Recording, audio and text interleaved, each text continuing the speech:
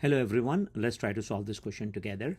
So here we have a term infant who weighs 3.2 kg, is admitted to the neonatal intensive care unit.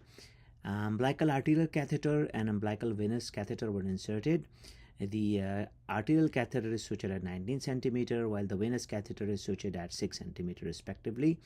The infant remained NPO with the total parental nutrition. The maternal history is positive for HSV before pregnancy. No active lesions were seen during labor. Based on the information and the labs provided below, the next best action is, so history is given, look at the lab, and what do you guys think is the correct choice here? First, let's look at the labs. So in labs, we see that the bilirubin at admit was 1.4, then bilirubin is gradually going up. But there is a dramatic increase in the AST and ALT, and with by day 3 it was again drifting down. So what was the reason for this on day 1? That's what they want to know. What do you guys think? And based on that, what would be the best action? Should we start acyclovir? Should we discontinue TPN? Should we discontinue venous catheter? Should we discontinue arterial catheter? What do you think, guys, think is the correct choice here? The correct choice here is discontinue venous catheter. Let me walk you through why the others are wrong. So for example, starting the patient on IV acyclovir, this is a term baby. So second thing, there was a history of HSV before pregnancy, and mom has no active lesions. So this infant should not be treated like an exposure to HSV. It should be treated in a normal way, with counseling to the mom about HSV, but no antibiotics or no antivirals are indicated here. So that is wrong.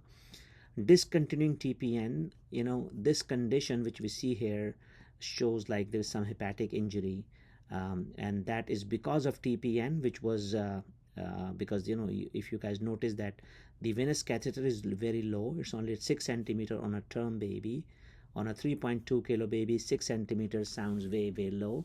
So that's the clue here. So discontinuing umbilical venous catheter is more important than TPN. You can still cite a peripheral IV and run the total parental nutrition because infant is NPO for a reason, and you want to continue TPN. So you should not stop nutrition. You should discontinue the IV. So that's why this option is not the right choice. Now, what about the last one, umbilical arterial catheter? Umbilical arterial catheter has nothing to do with this finding, because UAC lies in the aorta, and this 19 centimeter, which is listed here, looks like an adequate insertion depth for the catheter. So let me walk you through in the next slide. So basically, you see umbilical venous catheter. There are online calculator, and whatever you guys use. The weight is 3.2, and the catheter length is the insertion depth would be 10 centimeter, and this was 6 centimeter in this case. So definitely 6 by all definition is very low line, and you have to remember that low lines have the high risk for causing these type of problem where it just causes extravasation in the liver and causes liver injury. The next one, if you see here, is the umbilical arterial catheter, and again using the same internet resource, the depth is 19 centimeter, which was the case here. You see 19 centimeter, so UAC is well placed, but UVC is low. So that is based on this reference, and this is the reference I've used here in this presentation. The other point which I want to make, although this is not the case here, is that sometimes what happens if the umbilical venous catheter is not placed at the right spot, it can cause extravasation in the liver, and which results in leakage of the fluid and some fluid collection.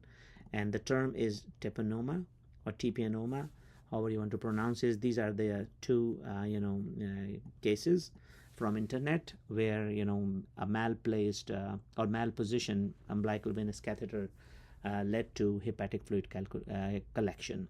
So just read about it. This is something interesting, although that was not the case which we discussed. So the point which we want to make here is that whenever you insert, especially with umbilical venous catheter, you have to be very particular about its position. A low line can cause damage to the liver. A high line can cause pericardial effusion. So it has to be placed just at the junction of where infravena cava meets the right atrium. just there, or the vertebral, if you want to remember, is T8.